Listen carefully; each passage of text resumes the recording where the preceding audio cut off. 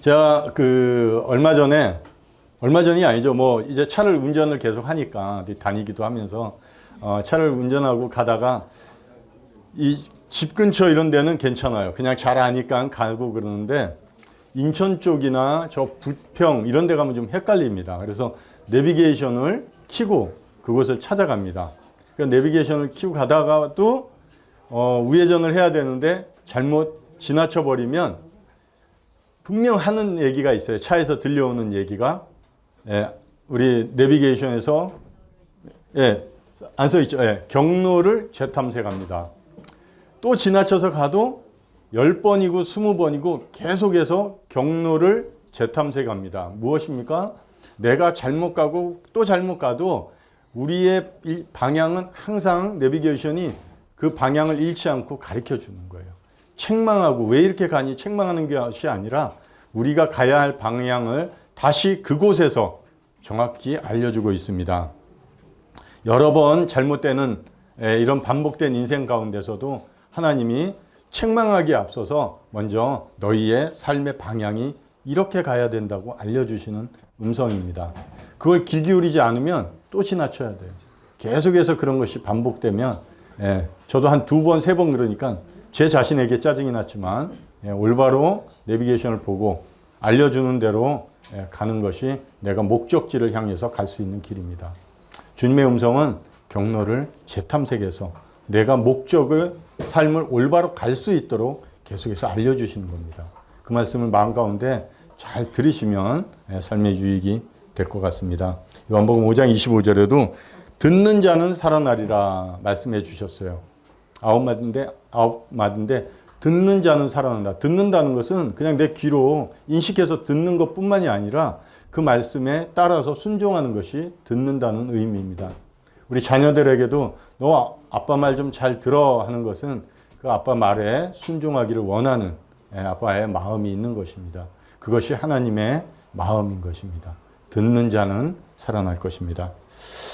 오늘 이 말씀이 주제입니다. 다 이루었다. 오늘 여러 또 성도님들도 이런 말씀을 해주셨는데 헬라어로 테텔레 나눠서 스타이 이렇게 좀 나눠져 있는 단어인데요. 이 말씀, 이 단어 한마디가 예수님께서 인류를 향해서 외치신 마지막 말씀입니다. 이 세상을 향해서 아담으로부터 지금까지 모든 인류를 향해서 예수 그리스도께서 이 땅에 오셨을 뿐만 아니라 모든 것을 이루시고 마지막으로 저희를 향해서 외치신 유기의 외침이 다 이루었다입니다. 하나님께서 이 다 이루었다는 의미를 잘못 해석하고 받아들이는 분도 계세요. 요한복음 1장 29절에 보라 세상 죄를 지고 가는 하나님의 어린 양이로다. 잘들 아시기 때문에 세상 죄를 지고 가셨고 나도 세상에 있기 때문에 내 죄는 없어졌구나. 맞아요. 그러면 이 모든 인류가 다 지옥에 갈 일이 한 명도 없습니다. 왜? 세상 모든 죄를 지고 가셨고 십자가에서 다 이루었다고 선포하셨기 때문에 세상에서 인류, 사람은 지옥 갈 수 있는 사람이 없다는 거예요. 그런데 분명히 성경에는 그러한 자들이 있다고 말씀해주고 조심하라고 삼가하라고 말씀해주고 있습니다. 그것은 요한복음 16장 9절에도 나와 있듯이 그들이 나를 믿지 아니했다. 이 모든 인류의 죄를 대속하신 그 한 마리 어린 양으로서 제물이 되신 그분이 너의 죄를 담당했음에도 불구하고 나는 그 예수 그리스도 내 죄를 담당하신 분을 거절하는 거예요. 믿지 않는다는 것은 거부하는 겁니다. 믿는다는 것은 듣고 순종하는 것처럼 그분의 말씀을 신뢰하고 그분이 하시는 말씀에 내가 순종으로 나아가는 거예요. 그분이 약속하셨기 때문에 그 약속을 능히 이루시는 분인 것을 믿고 나아가서 순종하는 겁니다. 그것이 예수 그리스도께서 저희에게 말씀해 주고 있는 거예요. 그들이 믿지 아니함으로 즉 예수 그리스도를 거부함으로써 죄가 들어와 있다는 것입니다. 오늘 이런 다 이루었다 우리에게 외쳐주시는 이 말씀이 나에게 어떤 의미인지 그리고 이 말씀의 의미가 또 있습니다. 그리고 사용하는 데도 여러 군데가 있어요. 그래서 한번 나누면서 한번 교제하기를 원합니다. 우리 죄값을 다 갚기 위해서 다 이루었다고 하시니까 이제 너희는 죄가 없어. 이제 그렇기 때문에 너희가 앞으로 짓는 죄는 괜찮아. 성경적이기도 해요. 그렇다고 해서 사람들이 그러면 너희가 이제 몸으로 짓는 죄는 괜찮아. 아무렇지도 않아. 져도 돼. 이렇게 얘기하는 데도 있습니다. 그것은 성경적이지가 않습니다. 왜? 그것 때문에 예수 그리스도 그 영광의 하나님이 비참하게 이 땅에 오셔서 사람의 몸이 되셨고 그런 제한적인 삶을 사시면서 이 땅 가운데서 자기를 몸소 십자가에서 피 흘려 죽으시기까지 내 죄를 담당하셨는데 내가 그 죄를 또 마음대로 져도 된다? 그런 원리는 성경적이지가 않은 것 같습니다. 이 다 이루었다. 테텔레스타이가 불려지는 한 4군데 정도를 한번 제가 말씀을 나누고자 합니다. 첫 번째는 값을 지불했다는 의미입니다. 디모데전서 2장 6절에 그가 모든 사람을 위하여 자기를 대속물로 주셨으니 기약이 이르러 주신 증거니라. 대속이에요. 갚아주셨다는 거예요. 갚아주기 위한 물질로서 본인을 내어주셨다는 것입니다. 누구를 위해서? 모든 사람을 위해서. 이분은 모든 사람의 죄를 담당하실 만큼 부족함이 없는 분이에요. 우리가 자산을 많이 가진 분이 우리 여기 있는 사람, 만일 어떤 재벌이 우리 여기 있는 사람들이 어떤 부채가 있다면 그 어마어마한 재벌이 여기 있는 사람들의 부채를 다 갚아줘도 넉넉하실 거예요. 우리 주님은 하나님이십니다. 모든 값을 다 지불하셨다. 이거는 상업적인 데서 사용되는 말씀입니다. 서로 물건을 구매하고 그것에 대한 값을 지불했다는 거예요. 영수증을 통해서 완전히 그 값이 지불되었다는 확인입니다. 단번에 예수 그리스도께서 영원한 속죄를 이루어 주셨다고 그럽니다. 죄의 삭이 사망이기 때문에 예수님 자신이 대신 사망 가운데 들어가셔서 죄의 삭, 값을 지불하셨다는 거예요. 그렇기 때문에 나는 더 이상 지불할 게 없다는 것입니다. 그렇기 때문에 죄가 나에게 무엇인가 더 요구할 근거가 없다는 것이에요. 앞에서도 말씀드렸지만 우리가 구원받은 후에도 도덕적, 윤리적인 죄들의 문제가 남아있어요. 짓기도 하고 안 지으려고 노력도 하고 그 나쁜 생각이 들어오면 그것을 안 하려고 의지적으로 우리는 노력을 하고 있습니다. 그러나 우리가 어쩔 수 없이 그런 죄의 범주를 넘어설 때 죄는 더 이상 그때도 나에게 요구할 수 있는 게 없다는 거예요. 그것까지 예수 그리스도께서 다 지불하셨기 때문에 나에게 죄는 더 이상 값을 요구할 수 없다. 그렇기 때문에 죄를 마음대로 져도 된다는 것은 앞에 말씀드린 것처럼 잘못된 생각들입니다. 제가 예전에 우연히 TV를 보는데 어느 초등학생이 학교를 끝나면 오후 한 3시 정도 되는 것 같아요. 요새 일찍 끝나서. 학교를 끝나고 학원을 갑니다. 학원을 쭉 걸어가는 아이 모습인데 중간 정도에 길에 컨테이너가 있는데 그 컨테이너는 박스에는 국수집이었어요.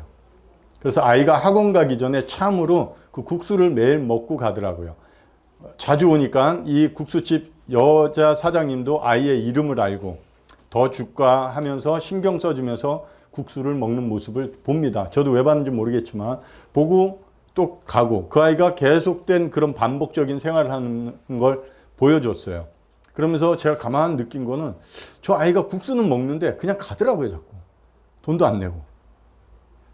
이제 그 카메라 감독이 찍으면서 본인도 이상했는지 왜 이 아이는 매일 와서 국수를 먹는데 돈은 안 냅니까?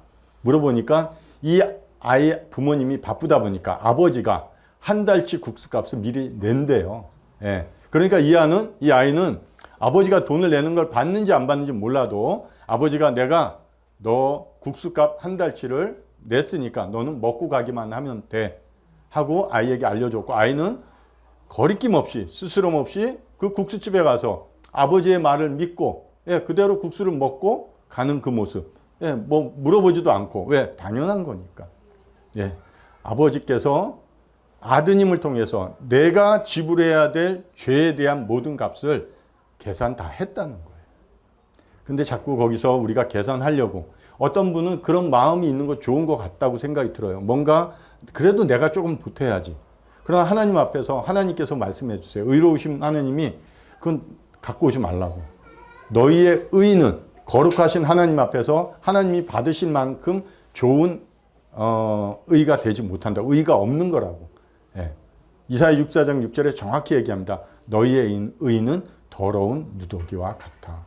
디도서 1장 15절인가에도 깨끗하지 못한 자에게서는 깨끗한 것이 나올 수 없다. 하나님과 올바른 관계가 되지 못해서 의로운 자가 되지 못했다면 거기서 아무리 내 걸 끄집어 내봐도 의롭다고 여겨질 만한 게 없다는 거예요.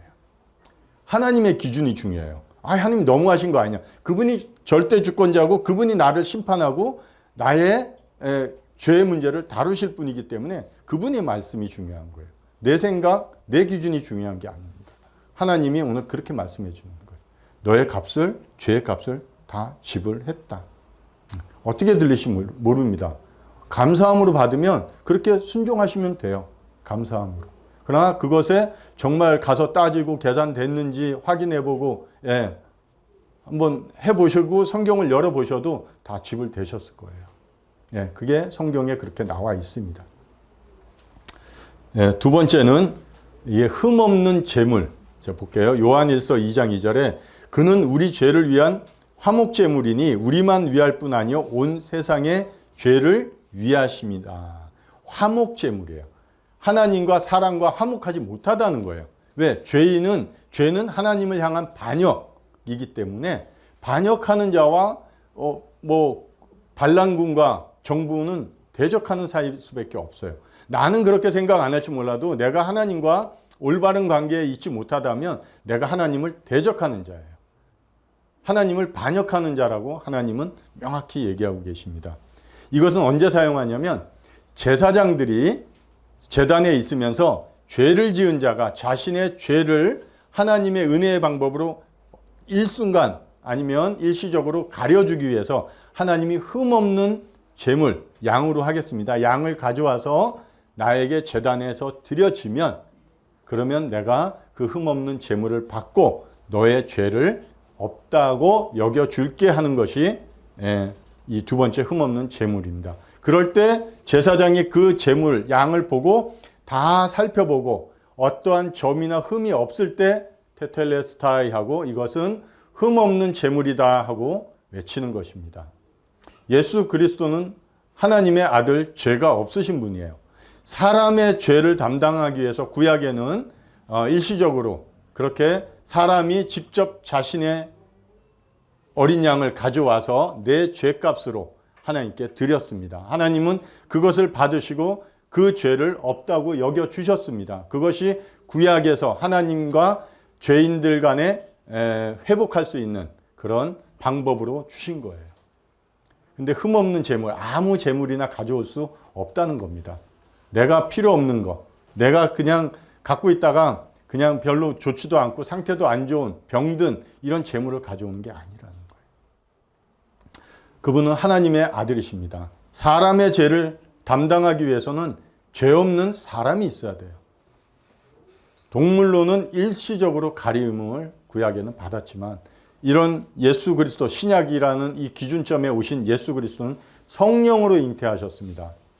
하나님이 직접 사람의 이 몸으로 이 땅에 오시기 위해서 성령으로 잉태하셨어요.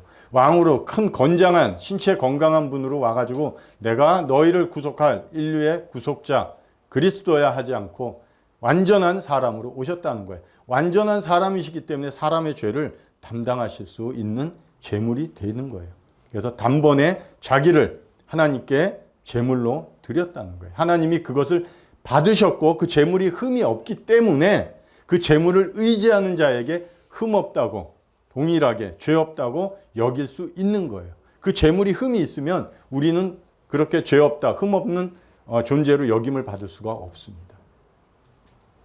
그 예수 그리스도만이 우리의 흠 없는 제물로 하나님 앞에 드려졌고 그것을 아버지께서 받으셨어요. 받으셨고 기뻐하셨고 그것을 근거로 그 예수 그리스도의 의지에서 나오는 자에게 죄 없다고 얘기해 줄 수 있는 근거가 되는 겁니다.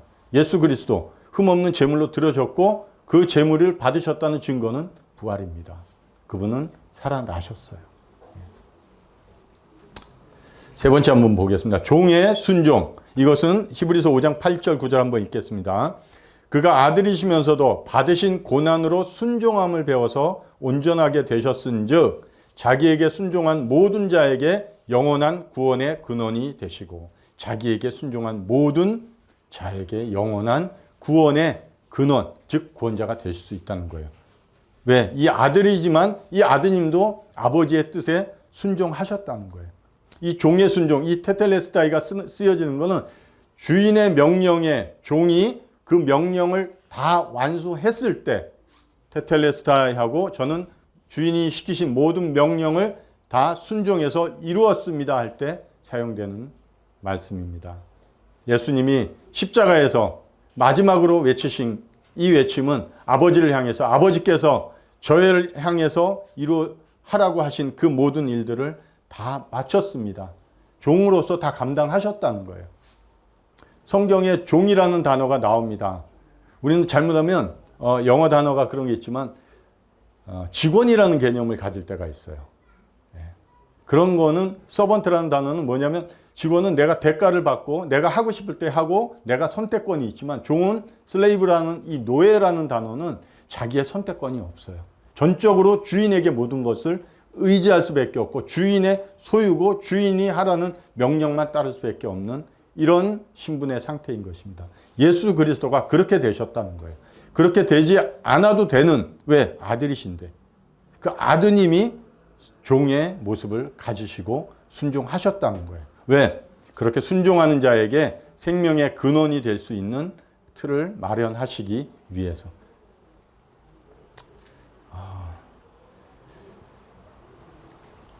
이렇게 아드님이 순종하신 순종으로 인해서 우리가 구원받을 수 있는 근거가 되었다고 합니다. 정작 죄인인 우리는 그 순종하시는데 우리가 보태드린다고, 아니면 보태드릴 것이 있나, 아니면 보태드린 것이 있는가 한번 생각해 보는 것도 좋습니다. 내가 이 죄값은 사망이에요. 죽어서 부활하셔야만 되는데 그 내용에 그 죄값을 갚는데 내가 무엇인가 한 적이 있는가, 무엇인가 했던 게 있는가? 없을 겁니다. 하나님은 오직 은혜의 방법으로 그것을 믿는 자들에게 동일하게 예수 그리스도와 십자가에서 함께 죽은 자로, 죄에 대해서 죽은 자로 여겨 주시겠다는 거예요. 그게 은혜인 거죠. 너희도 같이 십자가에서 죽으라는 그런 말씀을 안 하셨죠. 왜? 그것은 우리가 감당할 수 없는 문제이기 때문에 오직 아드님에게만, 대신 종의 모습을 가지고 아드님이 순종하심으로써 이루어 주셔서 우리에게 주신 은혜의 방법이 예수 그리스도를 믿는다는 겁니다. 예수님께서 이 모든 순종을 통해서 아버지의 뜻, 계획을, 창세전부터 가지셨던 계획을 다 이루셨기 때문에 이 아드님을 기쁘게 받으셨습니다. 그렇기 때문에 그 아드님 안에 있는 우리도 기쁘게 받으실 근거가 되신 것입니다.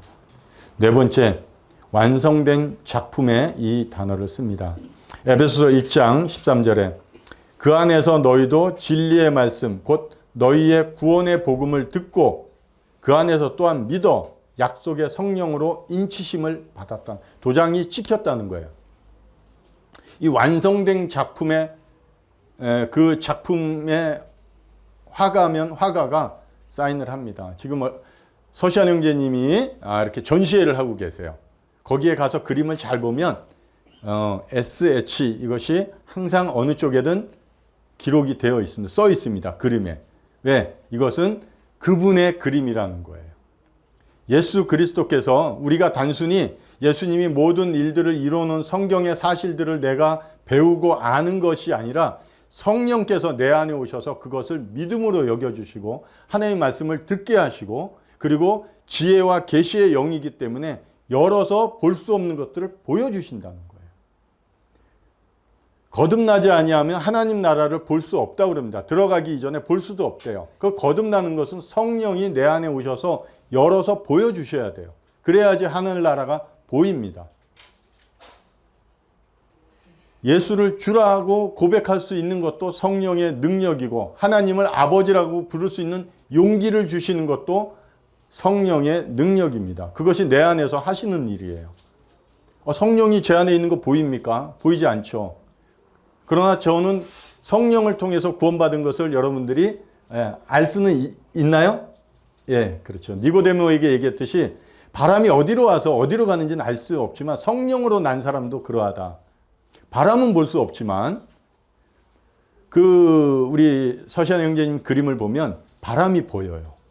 정말 보이지 않는 것을 그림으로 보여주시는 분이세요.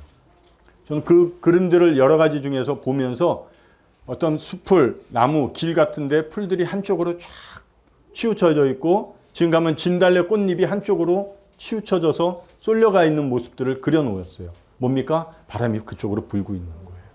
예.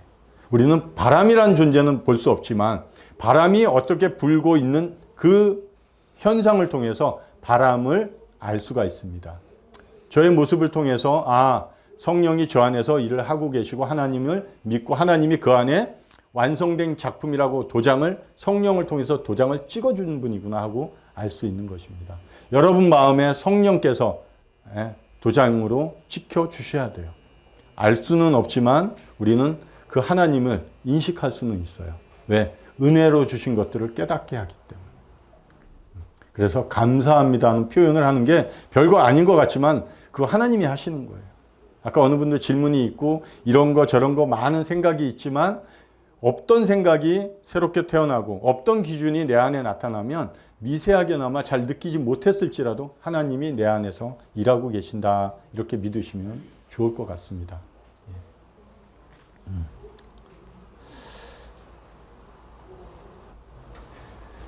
이런 생각을 했어요. 우리의 인생을 이런 인생이 도화지라면 하나님께 좀 드려보면 어떨까? 하나님이 그림 그리시게끔. 그럼 가장 아름다운 작품이 나오지 않을까? 내가 너무 그리려고 했던, 내가 원하는 그림을 그리려고 했더니 망치는 그림은 되지 않을까? 어떤 분들 그림 그리면 이게 처음에 이렇게 구도를 잡고 처음에 이렇게 그림을 그릴 때 무슨 그림을 그리는지는 이해는 못했어요. 그러나 그것이 점점 시간이 지나고 화가가 머릿속에 가지고 있던 그 그림을 천천히 그려나가서 시간이 지나고 어느 정도 그림이 완성돼 갈 때 그 그림이 어떠한 그림인지 비로소 알게 되더라고요. 우리 인생들이, 많은 인생들이 우리의 삶의 모습들을 내가 원하는, 아니면 주변에 살고 있는 세상적 사람들, 세상이 요구하는 가치대로만 내 삶을 이끌어 가려고 그래요. 그러면 성공하는 것과 잘 사는 것 같고 그게 행복한 것 같다고 얘기를 합니다. 그러나 하나님을 모르는 상태에서 이 땅에 사는 것 7, 80년 살다가 잘 살 수 있어요. 그러나 영원한 삶을 하나님이 정해 주신다고 그럽니다. 사람은 반드시 죽는데요. 왜? 하나님이 정하셨기 때문에. 그걸로 끝나는 것이 아니라 그 하나님을 만나셔야 된대요. 그리고 나서 영원한 삶에 대한 판단을 하나님이 알려주시겠대요. 그게 중요한 것입니다. 내 삶의 도화지, 그것을 하나님께 내밀어봤자 하나님은 하나님이 그린 그림이 아니기 때문에 거기다가 사인을 할 수가 없습니다. 하나님이 그리신 그림에 하나님의 사인이 성령을 통해서 도장이 찍힐 겁니다. 그것만 하나님의 가치가 부여된 거예요. 정말 가치 없는 존재예요. 우리가 성경을 볼 때 인간이 지혜 있고 놀라운 것 같지만 왜? 하나님의 모양과 형상으로 지음받았기 때문에 귀한 존재예요. 그렇기 때문에 사람을 구원하시려고 그런 거예요. 내 죄를 옮겨서 예수 그리스도에게 옮긴 거예요. 나는 귀한 존재로 하나님이 여겨주시는 거예요. 정말 귀한 거예요. 내가 죄인이니까 막 악하고 나쁘고 정말 몹쓸 인간처럼 그렇지 않아요. 내가 다만 하나님의 모양과 형상으로 지음받을 때 무언가를, 하나님은 사랑이기 때문에 무언가를 사랑하는 존재로 지음을 받았어요. 첫 번째 특징이 그거예요. 그런데 하나님을 사랑하지 않다 보니까, 하나님을 떠나서 하나님을 사랑하지 않다 보니까 뭔가를 사랑해야 되는 존재인데 뭘 사랑합니까? 자기를 사랑하는 거예요. 먼저. 내가 우선인 거예요. 그렇게 살아가는 겁니다. 내가 나를 사랑하면 내가 하나님 안 사랑하는 거예요. 내 인생의 도화지를 하나님께 한번 드려보시고 하나님이 그리시고 하나님이 사인하도록 드리시면 좋을 것 같습니다. 다 이루었다. 이것은 먼저는 아버지 하나님께 올리신 말씀이에요. 아버지를 향한 외침입니다. 아버지께서 원하시고 아버지께서 창세 전부터 우리 권태균님을 위해서 그리고 우리 이동수님을 위해서 이렇게 가졌던 김신승 학생을 위해서 가졌던 창세 전부터 가졌던 아버지의 계획과 뜻과 목적을 다 이루었습니다 하고 외쳐드린 거예요. 두 번째는 여러분 각자에게 이 세상을 향해서 외쳤지만 나에게 각자에게 하나님이 외치시는 겁니다. 내가 너희를 위해서 다 이루었다고 선포하시는 거예요. 이 다 이루었다는 요한복음 19장 30절에 나와 있습니다. 근데 28절에 보면 성경을 응하게 하시려고 성경의 예언대로 성경대로 예수 그리스도께서 모든 것을 다 완성을 하셨습니다. 너무나 방대해요. 확률로도 뼈가 꺾여야 됨에도 불구하고 뼈가 안 꺾였으면 그분은 모든 것을 이루셨어도 그 한 가지가 이루어지지 않으셨으면 그분은 우리의 구속자가 될 수가 없는 거예요. 모든 성경을 다 응하게 하셨습니다. 어떤 훌륭한 왕의 죽음도 어떤 정말 고고한 이런 영웅의 죽음도 아닙니다. 참 그 영광의 왕이 사람의 몸을 입고 이 땅에 오신 것만으로도 이해할 수 없는 유대인의 사람들은 이해할 수 없는 거죠. 그럼에도 불구하고 십자가에서 내 죄를 담당하시기까지 침묵하시면서 자신을 내어주셔서 순종하신 그 왕이 나의 왕이신 겁니다. 어디까지 나를 찾기까지 찾으셨나? 십자가의 그 죽으심이 때까지 나를 찾으신 거예요. 거기서부터 나를 향해서 외쳐주신 거예요. 마지막 외침입니다. 그것이 여러분에게 주시는 마지막 외침이에요. 내가 너의 모든 것을 다 마쳤다고. 다 이루었고 다 갚았고 내가 너 안에 흠이 없는 제물로서 내가 아버지께 드려졌기 때문에 너희가 나와 함께 아버지 앞에 갈 수 있는 자라고 외쳐주셨어요. 그것이 하나님께서 우리에게 얘기해 주는 거예요. 이렇게 초대하는 이런 다 이루었다는 그 가운데로 우리를 초대하고 계시는데도 불구하고 우리는 어떻게 반응하는지 모르겠어요. 또 돌아가서 일상에 바쁜 내 생활로 여전히 빠져들어가고 있을 겁니다. 언제 들었는지 모르겠지만 또 가물가물해지는 이 말씀을 뒤로 놓고 일상생활에서 세상이 보여주는 가치에 그리고 내 기준으로 그 속에 들어가서 살기에 바쁘시지 않나 생각될 것 같습니다. 민수기 21장 6절에 이런 게 있습니다. 백성이 이제 출애굽해가지고 홍해길을 따라서 에돔 땅을 이제 못 지나가니까 우회해서 지나가려고 우측으로 지나가려고 하는데 그것 때문에 일로 가면 빠른데 왜 돌아가냐는 것 때문에 불평이 나왔어요. 백성들이. 하나님이 인도해가는 길인데 왜 하나님이 이런 길로 가냐는 거죠. 하나님이 길이 옳은데도 불구하고 백성들이 원망을 합니다. 그래서 하나님이 그 원망이 결국 죄가 됐고 하나님이 그들에게 징계를 내리세요. 21장 6절에 여호와께서 불뱀들을 백성 중에 보내어 백성을 물게 하심으로 이스라엘 백성 중에 죽은 자가 많은지라. 심판은 결국 죄는 죽음을 가져옵니다. 죽어가고 있는 상황이에요. 결국 이들은 하나님의 징계의 심판 아래서 결국 죽음을 맞이하고 있습니다. 다음 한번 볼게요. 21장 8, 9절에 여호와께서 모세에게 이르시되 불뱀을 만들어 장대 위에 매달아 물린 자마다 그것을 보면 살리라. 모세가 놋뱀을 만들어 장대 위에 다니 뱀에게 물린 자가 놋뱀을 쳐다본 즉 모두 살더라. 이 원망하는 범죄, 불뱀이 그 죄를 물을 때 죽어가고 있기 때문에 백성들이 외쳤어요. 살려달라고. 그럴 때 그들의 외침에 하나님이 살 수 있는 방법을 알려줬어요. 불뱀을 놋으로 불뱀의 모양을 그대로 만들어서 장대에 꼭대기에 달아서 높이 달고 불뱀에 물려서 죽어가고 있다면 그것만 쳐다봐. 그러면 살 거야. 하고 하나님이 약속하셨어요. 그런데 여기에 있던 뱀에 물린 자가 놋뱀을 쳐다본 즉 모두 살더라는 거예요. 옆에서 쳐다보니까 살더래. 죽어가는 자가. 나는 안 쳐다볼 이유가 뭐냐는 거죠. 와서 만지라는 것도 아니고 죽어가고 있는데 그까지 와가지고 저 멀리 있을지 모르는데 와서 만져라 뭐 해라 행위를 요구하는 것도 아니고 그냥 그분이 하신 약속의 말씀에 반응하는 거예요. 믿음은 순종이니까. 그 약속하신 분이 정말 살리나 하고 봤더니 옆에 살잖아요. 살았잖아요. 여기 산 분들 많이 있잖아요. 보고도 아직까지 그 말씀에 순종하지 않는 이유는 내 생각이에요. 내 생각. 정말 살까? 보면서도. 예, 보면 삽니다. 옆에 분들 보시면 알아요. 믿음은 그분 내 의지, 내 결단이 아니라 그 약속하신 분이 하신 말씀을 잘 정말 완전히 지킬 수 있는 분인지에 대한 신뢰가 먼저 앞서야 되고 그 말씀을 지키시는지 우리는 그 말씀 앞에 나가 봐야 되는 거예요.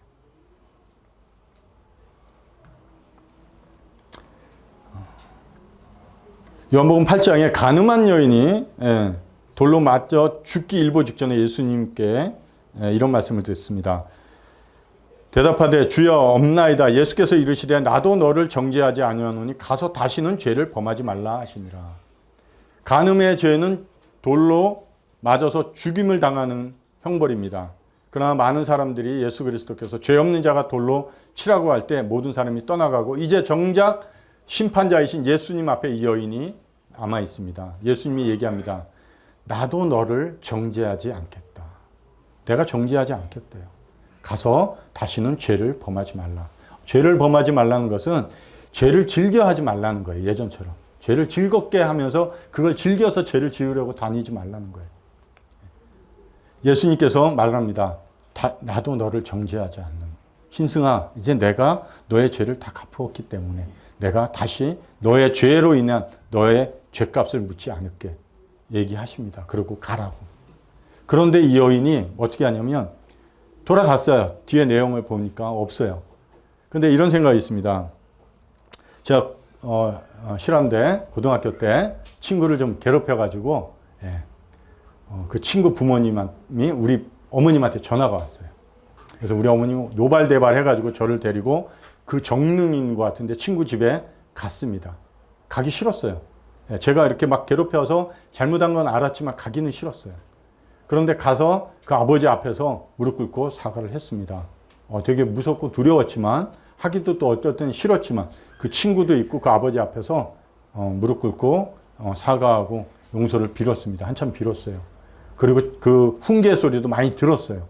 그러면서 그 아버지가 다시는 이제 친구니까 사이좋게 지내고 다시는 친구를 이렇게 괴롭히고 그러지 말라고 돌아가라고 용서했다고. 그래서 일어나서 돌아왔어요. 만일 이 여인이나 제가 그 용서하시는 분이 용서했어 이제 돌아가.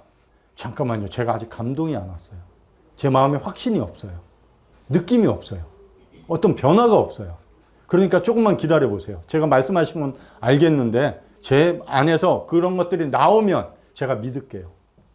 어떻게 보십니까? 이렇게 얘기한다면 여러분들은 어리석어 보이겠죠? 가자 일어나 용서하셨는데 가자 그러면 될 거예요. 그런데 제가 보기에 여러분도 그렇게 앉아 있는 것 같아요. 뭘 찾고 있는지 모르겠어요. 예수님이 용서하셨고 다 이루셨다고 여러분들을 향해서 다 갚았고 완전한 것이라고 부족함이 없고 내가 한 것도 아니고 예수 그리스도께서 다 내가 너를 위해서 그렇게 다 완성해 놓은 그런 작품이라고 말씀해 줌에도 불구하고 내 마음의 상태를 먼저 봅니다. 말씀을 붙들지 않아요. 영원한 말씀을 붙들고 말씀하신 분의 말씀이 중요한데 내 감정이 우선이에요. 지금 어떻게 된 건지 모르겠어요. 제가 여러분 볼 때마다 안타까워요. 그게 잘 몰라서 모르니까 한번 이런 아는 분들 살아있는 분들이 야 어떻게 쳐다봤어? 그냥 믿고 쳐다봤어 하는 그 내용을 따라서 한번 도움을 받고 회개 없는 믿음은 없습니다. 회개 없는 구원이 없어요. 그럼 회개 어떻게 해야 되는지 한번 도움을 받고 그렇지 자백하면 용서해 준다고 그랬으니까 그럼 뭘 어떻게 자백해야 되는지 한번 도움을 받고 하나님이 하신 약속대로 나아가 보는 거예요. 그게 순종이에요. 그러면 하나님이 약속하신 분은 미쁘시기 때문에 그 약속대로 이루어 주시는 거예요.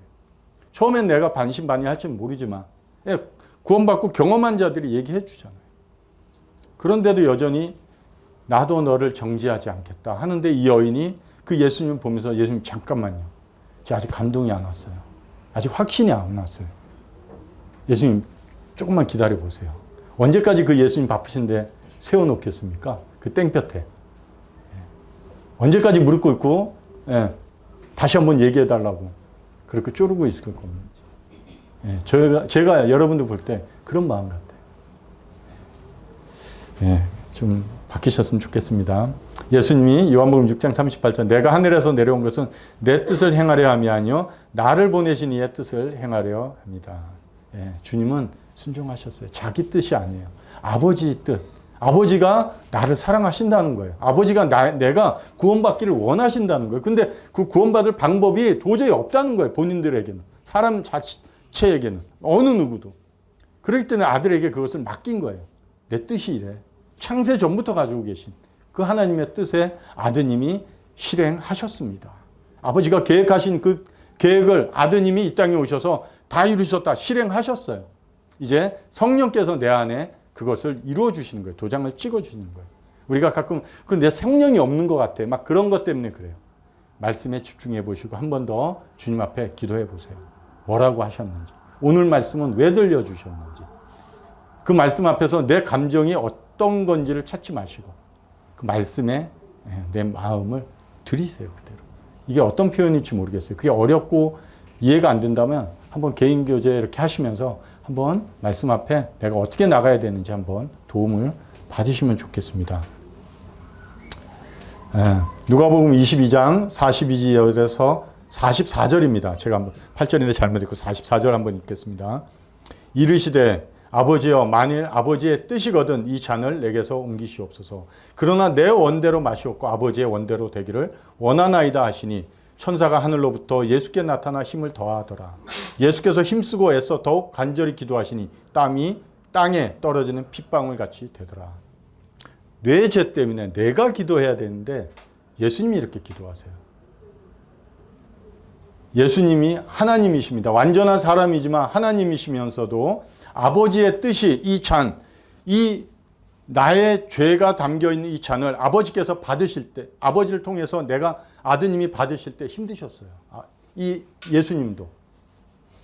그 죄를 알지도 못하신 분이 내 죄를 가지고 대신 아버지 앞에 나가서 그 죄를 담당하기가 너무 힘드신 거예요. 하나님이시면서도. 그렇기 때문에 이 잔을 아버지의 뜻이 있으면 옮겨주십시오. 그러나 내 뜻대로 마옵시고 아버지의 뜻대로 되기를 원합니다. 내가 그렇게 하겠습니다가 아니에요. 주님은 그 아버지의 뜻에 자기를 내주기 원하셨던 거예요. 그런데 이 주님도 힘드신 거죠. 그래서 천사가 하늘로부터 예수께 나타나 힘을 더해 주셔야만 되셨습니다. 부족함이 없는 하나님이세요. 예수님이. 그럼에도 불구하고 내 죄를 담당하기 위해서는 아버지의 진노가 내가 우리 신승이의 죄를 지고 있기 때문에 신승이에게 부어질 진노를 아버지가 나에게 부으실 건데 그 진노의 잔을 내가 받기가 두려우시고 힘드신 거예요. 그래서 천사가 와서 힘을 더해 주셔야만 되겠습니다. 그리고 예수께서 힘쓰고 기도하셨습니다. 애써 기도하셨습니다. 더욱 간절히 기도하셨어요. 땀이 땅에 떨어지는데 핏방울처럼 떨어지는 것처럼 기도하셨어요. 죄인인 저도 이렇게 기도 안 해봤어요. 제가 기도자들을 위해서 저도 이렇게 기도 안 해봤어요. 영광의 하나님이 왜 그 죄를 담당하시면서 이렇게까지 기도를 하셔야만 하는 거예요. 나도 그렇게 기도 안 하는데. 여러분 이렇게 기도해 보셨나요? 하나님 앞에서. 땀방울이 핏방울 되도록 정말 내 죄 때문에 하나님 용서해 주십시오 하고 기도해 보셨나요? 주님이 왜 이렇게 하셔야 되나요? 여러분에게 빚졌나요? 그렇지 않잖아요. 주님의 말씀이 내 마음에 울릴 때 정말 그 주님이 어떠한 분인지 정말 나를 위해서 어떻게 사랑하시는지 이렇게 나가서 한번 주님의 마음을 한번 들으셨으면 좋겠습니다. 왜 주님이 나 때문에 이렇게 기도하셔야 되는가? 왜 내 죄를 알지도 못하시는 분이 내 죄를 담당하셔야만 되는가? 아버지는 왜 내 죄를 아드님에게 담당시키셔야만 되는가? 얼마나 힘드셨으면 이렇게 기도하시고 천사가 도와주셔야 되고 땀방울이 핏방울 되고 애써서 기도하시면서 십자가로 나아갔고 더욱 간절히 기도하셨기 때문에 십자가로 나아가신 거예요. 거기서 다 이루신 겁니다. 그렇게 하셔가지고 여러분들에게 값없이 주시는 거예요. 그 다 이루었다 외침이 결코 값없이 안 들려줬으면 좋겠습니다. 십자가의 도가 멸망하는 자들에게는 미련한 것이요 구원을 받는 우리에게는 하나님의 능력이라. 예수님께서 방금 그렇게 하시면서 이루신 십자가입니다. 인간의 지혜를 통해서는 세상이 하나님을 아는데 실패했어요. 알 수 없어요. 알 수 있는 존재도 없어요. 알려고 노력했지만 결국 실패했습니다. 그렇기 때문에 십자가의 이런 사건이 어리석게 보이는 거예요. 어떻게 하나님이 죽고, 그렇죠? 어떻게 죽은 자를 믿는데 우리가 구원을 받고 죄사함을 받느냐는 어리석은 이런 가운데 우리가 있는 것입니다. 수치의 그 부끄러운 십자가를 예수님이 그 고통을 받으시면서도 구세주가 되셨습니다. 누구의? 나를 의지해서 나오는 모든 사람의 구원의 능력이 되어 주신 거예요. 이것을 믿는 자에게 구원을 주시는 하나님의 기쁨입니다. 그것이 선물이고요. 다 이루었다. 이런 십자가가 상징이 안 됐으면 좋겠습니다. 그냥 어떤 상징물, 내가 갖고 있는 어떤 그냥 요새 십자가 이렇게 어디 많이 걸어놓고도 하는데 어떤 상징물보다 정말 내 안에 그 십자가에서 외치신 예수 그리스도의 외침이 잘 울려졌으면 좋겠어요. 그 말씀 앞에 내가 나갔으면 좋겠어요. 그 십자가에 그 다 이뤘다 외치시기까지 주님의 마음, 아버지의 마음을 한번 좀 생각해 보시고 그 말씀이 나에게 그렇습니다. 감사합니다 하고 반응할 수 있도록 도와달라고 성령을 통해서 도와달라고 이렇게 기도하시면 됩니다. 왜? 약속하셨으니까. 그렇게 살아났으니까. 그러시면 여러분에게 큰 도움이 되겠습니다. 상징물은 죄송합니다. 한 말씀. 요새 이제 다니다 보면 고속도로가 많이 완공이 돼요. 고속도로를 완공시킨 이유는 단이라는 거예요. 집이 준공검사가 떨어져서 아파트가 새로 지었습니다. 구경하라고 주신 게 아니에요. 좋은 자동차를 사서 집에 모셔놓는 게 아니에요. 타고 누리라는 겁니다. 주님은 그 가운데 우리를 부르시는 거예요. 그냥 어떤 그렇구나 하고 아는 것으로 끝나지 않고 이제 그 가운데 초대에 응하시고 가셔서 다 이루신 것을 나도 누리시기 바랍니다. 그것이 하나님이 여러분에게 주시는 은혜의 구원이라 이렇게 말씀합니다. 기도하고 마치겠습니다.